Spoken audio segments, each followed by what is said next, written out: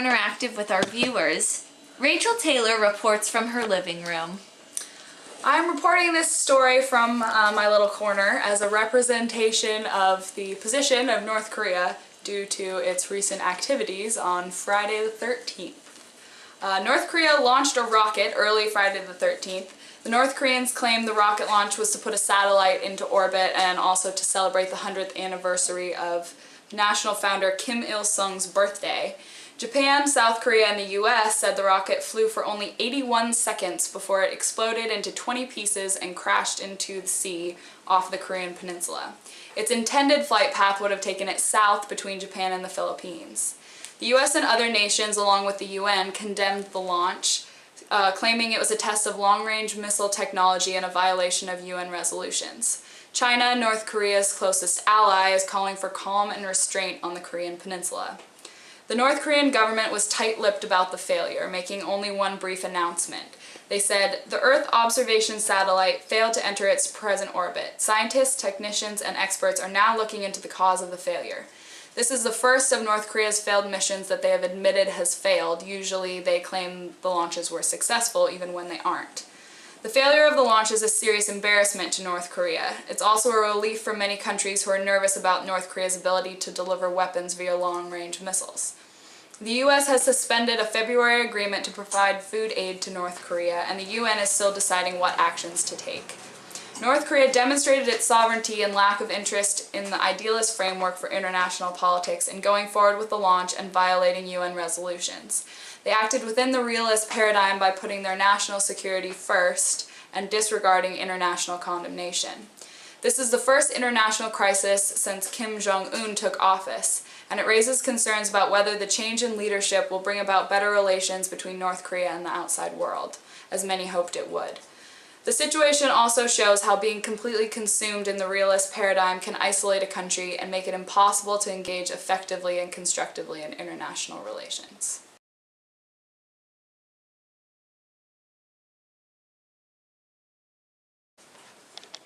Here's our sophomore news correspondent Julia Zaglin on a story about West Africa. West Africa has recently been riddled with more military issues regarding not only Mali, but the Republic of Guinea-Bissau. Since 1974, when Guinea-Bissau gains its independence from Portugal, they haven't had a president to fulfill an entire term. Clearly, the country is not new to constant political violence and disruption. 5 days ago, the military of Guinea-Bissau, who is known for illegally transporting an estimated 35 tons of Latin American cocaine to European nations, arrested the then-current Prime Minister Carlos Gomez Jr. The coup was continued by unknown military leaders calling themselves the Military Command. Thursday night, Gomez's home was attacked by grenades, and according to an unnamed relative, he was then detained outside the capital of Bissau in a military base. The military command said they staged the overthrow after discovering a secret document that would have allowed Angolan troops to occupy Guinea-Bissau, while the government of Angola said it had never desired to be involved in nor see allusions to its involvements in matters which relate only to the sovereign organs and institutions of the Republic of Guinea-Bissau and the Guinean people. Just days before the coup, Gomez announced a $30 million military reform, and the African dictator of London-based think tank Christian House, Alex Vine, said, "There are parts of the military that don't want reform," he said. "The reform of the Bissau military is an absolute essential part of stabilizing the country, and many have failed previously." ECOWAS, the economic community of West African states, agreed to send military contingent to the country to provide security and to send a civilian military delegation under the auspices of regional mediator President Alpha Condé of Guinea. The new election was staged April 29th, but the coup happened before. Similar to the situation in Mali continues. Mali, a country nearby West Africa, is landlocked and suffering from a military coup as well. Tuareg rebels have joined with Islamic groups in an attempt to split the country into two states. ECOWAS shall take all necessary measures to end the rebellion and maintain the unity and territorial integrity of Mali, including the use of force, as said ECOWAS in a recent statement. Navi Pillay of the UN said that Mali may soon be plunged into a devastating food crisis with the risk of other shortages, including medical supplies, if the insurrections and insecurity persist. Back to you, Denise.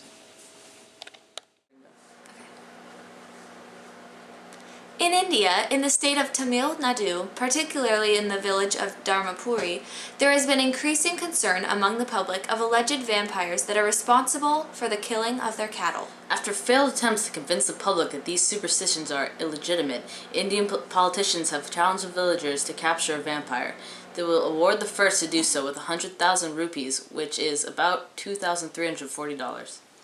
Indian politicians are convinced that the cow killings are simply the result of the actions of antisocials who, after indulging in illegal night activities such as liquor brewing and bootlegging, are killing cattle and spreading the rumors of the vampires. On the other hand, our very own Mitt Romney may not be so convinced. He told NBC last year, "I liked the Twilight series, I thought it was fun, but I don't like vampires." He then admitted he didn't actually know any. As your trusted news reporters, we took matters into our own hands. We sent out 2 of our newest interns to India to investigate. This is pretty standard initiation procedure. Here's the live feed.